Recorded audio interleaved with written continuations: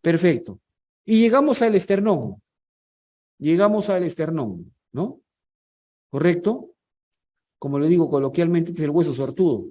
¿Por qué? Porque está entre todas las costillas. Todas las costillas lo rodean. ¿Correcto? Entonces, el esternón. Es un hueso plano, plano único.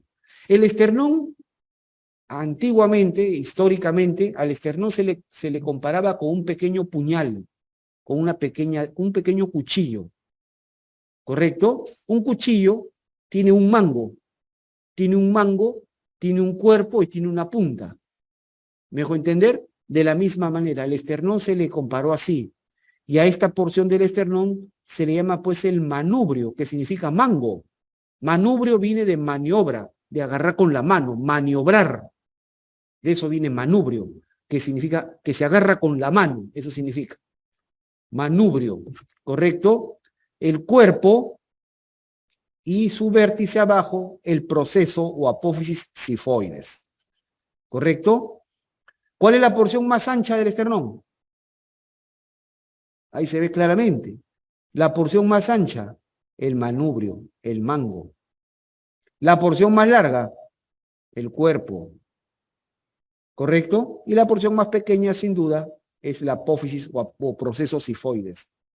¿Correcto? Son 3 porciones que tiene el esternón. Perfecto. El manubrio o mango, claro, como he dicho, es la porción más ancha, ¿correcto? Y además, su corteza de tejido óseo compacto es bastante gruesa, bastante gruesa. El borde superior del manubrio, este borde, que uno se lo puede palpar fácilmente en la base del cuello. El borde superior del manubrio es cóncavo, escotado. Eso se llama la escotadura yugular. Su nombre actual, escotadura yugular. Su nombre clásico, acá está también, horquilla del esternón. Ese borde que uno palpa acá, entre las dos clavículas, ¿no? Entre las dos clavículas está. Ese borde superior del manubrio, eso se llama, los maestros clásicos le dicen la horquilla del esternón. Su nombre actual es escotadura yugular. Escotadura yugular. Y esta escotadura se encuentra, si yo la proyecto hacia atrás, si la proyecto hacia atrás, esta escotadura yugular se encuentra a la altura, miren el dibujo, a la altura de la vértebra T2, ¿no? De la vértebra, no de la T1, de la T2. ¿Ok? Muy bien. Perfecto. En la parte más ancha, en el punto más ancho del manubrio, ¿quién se articula? ¿Quién se articula? El primer. Pregunta, ¿será correcto decir que se articula la primera costilla? No, ¿verdad? Ninguna, como pueden ver en la imagen, ninguna costilla se articula directamente al esternón. Eso es falso. Decir que una costilla se articula al esternón es mentir. Ninguna costilla está unida directamente al esternón, ¿verdad? Porque siempre entre costilla y esternón, ¿qué vamos a encontrar? Cartílago. Siempre.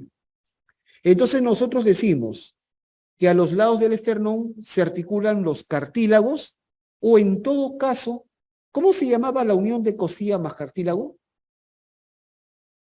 ¿Cómo se llamaba la unión de costilla más cartílago? Arco costal. Arco costal. Entonces, nosotros decimos que a los lados del esternón se articulan los cartílagos o en todo caso se articulan los arcos costales. Pero no digamos que se articulan costillas. ¿Estamos claros? Entonces, en la parte más ancha del manubrio, en los lados del manubrio, ahí vamos a ver que se articula el primer cartílago costal o como he puesto acá, el primer arco costal. ¿Ok? Muy bien. Luego, el borde inferior del manubrio, acá, se articula con el cuerpo del esternón, con el cuerpo. Esa articulación tiene un nombre. La articulación del manubrio con el cuerpo se llama la articulación manubrio esternal. Así se le llama. La articulación manubrio esternal. Y si yo veo al esternón, si lo viera de perfil, de costado, si lo veo de perfil al esternón, voy a ver que el manubrio y el cuerpo no están en un mismo plano, sino que forman entre ambos un ángulo. En su cara, un ángulo que se ve por su cara posterior. Se ve de atrás. O sea, yo el esternón tengo que voltearlo para ver de atrás el ángulo. Pero es un ángulo bastante amplio, casi llano, ¿no? Casi llano, que en geometría dicen que un ángulo llano es de 180 grados, ¿no? Entonces, es un ángulo casi llano. Medirá pues 170 grados, es bastante amplio. ¿Correcto? Bastante amplio. Ese es el famoso ángulo external.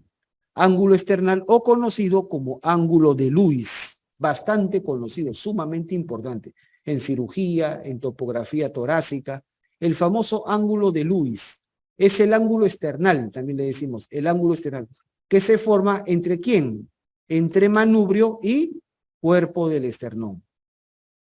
Este ángulo external, este ángulo de Lewis, ¿correcto? Míreme, ¿qué cartílago costal se articula a los lados del ángulo de Lewis? El segundo cartílago costal. Si yo tengo el ángulo de Lewis en el centro, que incluso en personas delgadas se vea, hace relieve, y si no, se puede palpar también. El ángulo de Lewis tiene a los costados a los segundos cartílagos costales. ¿Correcto? Y si yo lo proyecto hacia atrás, al ángulo de Lewis, lo proyecto hacia atrás, ¿en qué vértebra caigo? Caigo en la vértebra T4. T4, específicamente en el borde inferior de la vértebra T4. Ese es un clásico de clásicos, ¿eh? Entonces, así como les he dicho que la horquilla, la escotadura yugular está a la altura de T2, el ángulo de Lewis, el ángulo external, está a la altura de la vértebra T4. T4, ¿correcto? Pero a los costados de él, ¿quién se articulaba? El segundo cartílago costal. ¿Estamos claros? Muy bien. Ahí está precisamente, ahí está el esternón de perfil, ahí está en la vista, el ángulo de Lewis, ¿no? La articulación manubrio external. Perfecto. Bien, el cuerpo, también llamado mesoesternón. Meso es medio, ¿no? Significa medio. La porción media del esternón. Mesoesternón es la porción más larga, ¿correcto? Con menor grosor de tejido óseo compacto. A veces en su tercio inferior acá puede presentar osificación incompleta en algunas personas, ¿correcto? Y en su extremo inferior abajo se articula con la apófisis sifoides, ¿no? La articulación entre el cuerpo del esternón y la apófisis sifoides se llama así, articulación sifoesternal. Sifoesternal. ¿Ok? Muy bien. Nada más. Ah, bueno, no lo he puesto acá, de una vez yo lo digo, miren, ve, ¿qué cartílagos costales se articulan exclusivamente a los lados del cuerpo del esternón? ¿Qué cartílagos costales? Tercero, cuarto, quinto y sexto. Del tercero al sexto. ¿Correcto? O sea, el primer cartílago costal se articula ¿con quién? Exclusivamente con el manubrio. Exclusivamente con el manubrio. El segundo cartílago costal se articula ¿con quién? ¿A qué nivel? A los lados del ángulo de Lewis. O sea, entre manubrio y cuerpo. ¿Verdad? Los cartílagos costales, tercero, cuarto, quinto y sexto, se articulan exclusivamente con el cuerpo del esternón. ¿Correcto? Por último, ¿cuál es el último cartílago que se articula con el esternón? ¿Cuál es el último cartílago que se articula con el esternón? El séptimo. El séptimo. ¿Correcto? Este se articula a los lados de la articulación sifoesternal. Sifoesternal, o sea, entre sifoides y esternón. ¿Quedó claro? Nada más. Son los 7 cartílagos que se articulan a lo largo del esternón. Y bien, la apófisis sifoides es la porción más distal y más pequeña del esternón, es la última en osificarse, termina de osificarse a partir de los 40 años de edad, y su extremo inferior se localiza, la sifoides se localiza a la altura de las... Usualmente está a la altura de T9, con bastante constancia, lo hemos visto, a la altura de T9, ¿ya? Rara vez a la altura de T10. Los libros dicen que puedes llegar hasta T10. Y más raro aún a la altura de T8. Más raro aún a la altura de T8. Pero con bastante frecuencia hemos visto que la sifoides está a la altura de T9, de la novena vértebra torácica, ¿ok? Nada más. Bien, perfecto. Entonces, no olvidar, pregunta, el esternón, este hueso central en el pecho, ¿con cuántas estructuras se articula? ¿Con cuántas estructuras se articula? Se va a articular con 16 estructuras. Con 16 estructuras, 8 a cada lado. 8 a cada lado, 8 a la derecha, 8 a la izquierda. ¿Cuáles son esas 8? La primera estructura, ¿con quién es? La clavícula. Primero con la clavícula y luego con los 7 primeros cartílagos costales. Del primero al séptimo. Clavícula y 7 cartílagos a cada lado, 8 estructuras. Por 2, 16. El esternón se articula con 16 estructuras, ¿correcto? La articulación entre la clavícula y el esternón es la articulación esternoclavicular. ¿Correcto? Esternoclavicular. La articulación entre cartílago y esternón, ¿cómo se llamaba? Condroesternal. Condroesternal. ¿Correcto? Muy bien. Ya he dicho esto, ¿no? El primero que se articula con el manubrio, ya lo hemos mencionado. Perfecto, ya lo he dicho. Muy bien. Bien, y pasamos al tórax ya en conjunto. Al tórax en conjunto.